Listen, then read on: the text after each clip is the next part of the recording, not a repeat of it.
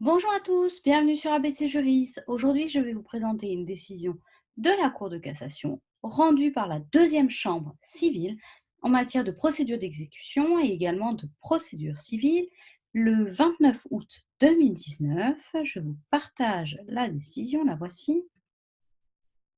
Voilà. Alors, je redescends pour que vous puissiez avoir le début de la décision et je descendrai après pour la suite. Alors, que se passait-il en l'espèce? En l'espèce, on avait une personne qui avait été condamnée solidairement avec d'autres par une cour d'assises au paiement de diverses sommes avec intérêt au taux légal à compter de la décision. Le Fonds de garantie des victimes des actes de terrorisme et autres infractions, le FGTI, avait payé une partie de ces sommes aux victimes en exécution de la décision d'une commission d'indemnisation des victimes. Il a ensuite, en se fondant sur cette décision de la commission d'indemnisation des victimes et sur l'arrêt ayant condamné les auteurs des infractions, il a donc fait pratiquer une saisie attribution. Pardon. Quelle est la procédure? Donc, la personne qui avait été condamnée a donc saisi le juge de l'exécution.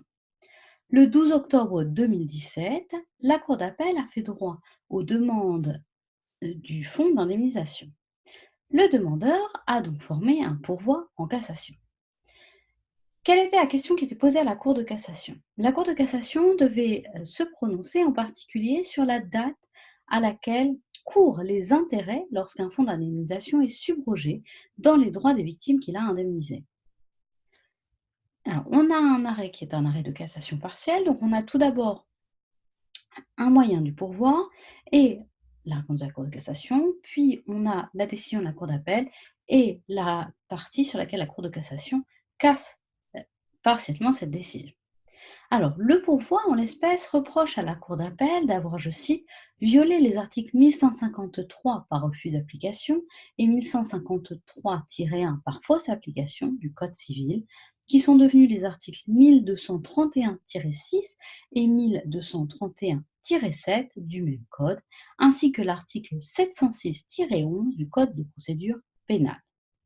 La Cour d'appel avait considéré, je cite, que les intérêts courent à compter du 10 novembre 2005, que la majoration de l'intérêt légal court à compter du 17 janvier 2016.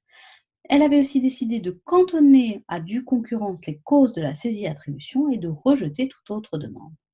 En effet, le pourvoi estime que la créance du fonds d'indemnisation n'est pas une créance indemnitaire, mais qu'elle porte sur le paiement d'une somme d'argent et que donc elle ne produit d'intérêt, que au jour de la demande.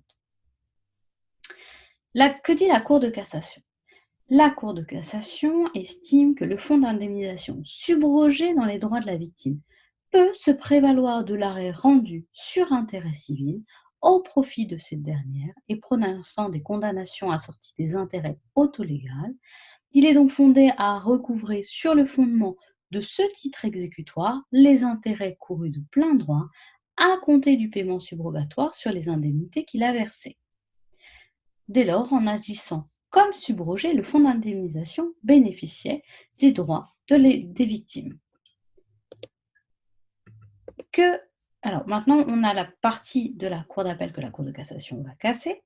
La Cour d'appel a considéré, d'autre part, que la prescription quinquennale prévue à l'article 2224 du Code civil n'est pas applicable aux intérêts dus sur la somme objet de la condamnation, dès lors que, d'une part, le créancier qui agit en recouvrement de cette somme ne met pas en œuvre une action en paiement des intérêts, mais agit en vertu d'un titre exécutoire en usant d'une mesure d'exécution, laquelle action, en application de l'article L. 1111-4 du Code des procédures d'exécution, peut être poursuivie pendant 10 ans.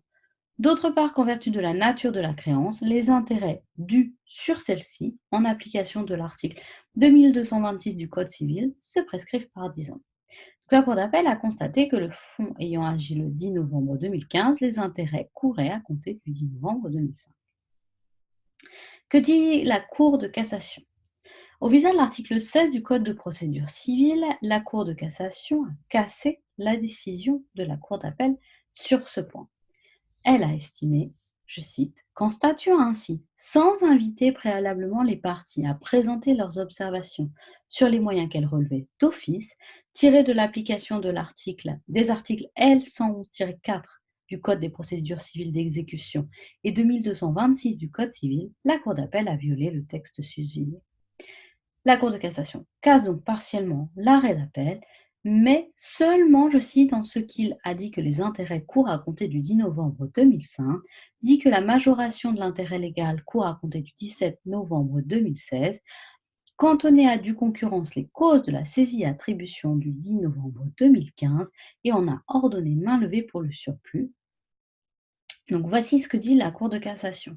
Pour résumer, en l'espèce, la Cour de cassation casse la décision de la Cour d'appel parce que la Cour d'appel n'a pas invité les parties à se prononcer sur ce point. Voici pour cette décision de la Cour de cassation. Je vous rappelle que sur ABC Juriste, je vous présente des décisions de la Cour de cassation en forme de fiche d'arrêt. Je vous invite à vous abonner pour me suivre et je vous retrouve très bientôt dans une nouvelle vidéo.